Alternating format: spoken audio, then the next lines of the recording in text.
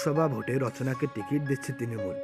পর্দার দিদিকে কোন আসন থেকে প্রার্থী করবেন বাংলার দিদি? বিস্তারিত জানতে সঙ্গে থাকুন। চ্যানেলে নতুন হলে অবশ্যই সাবস্ক্রাইব করবেন। সম্প্রতি দিদি নাম্বার ওয়ানের সানডে স্পেশাল এপিসোডে বিশেষ অতিথি হয়ে এসেছিলেন মুখ্যমন্ত্রী মমতা বন্দ্যোপাধ্যায়। তার কিছুদিন আগে দিদির সঙ্গে দেখা করতে নবান্নতে গিয়েছিলেন তিনি। আর সেই থেকে জল্পনা শুরু হয়েছিল লোকসভা ভোটে তৃণমূলের টিকিটে প্রার্থী হতে পারেন রচনা বন্দ্যোপাধ্যায়। এবার সেই জল্পনাতেই সিলমোহর পড়তে চলেছে। সূত্রের খবর, পূর্ব মেদিনীপুরের কাথি বা তমলুক থেকে প্রার্থী হতে পারেন তমলুক। রচনার আসন নিয়ে বেশ বড়সড় পরিকল্পনাই রয়েছে রাজ্যের শাসক। মূল সূত্রে খবর, প্রাথমিকভাবে ঠিক করা হয়েছিল তমলুক কেন্দ্র থেকে জীবনের প্রথম ভোটে দাঁড়াবে রচনা। তবে খবর আসতে থাকে, পদ ছাড়ার পর বিজেপির টিকিটে তমলুক কেন্দ্র থেকে ভোটে লড়তে পারেন বিচারপতি অভিজিৎ গঙ্গোপাধ্যায়। আর তারপরেই রচনা কেন্দ্র বদলের সিদ্ধান্ত নেওয়া।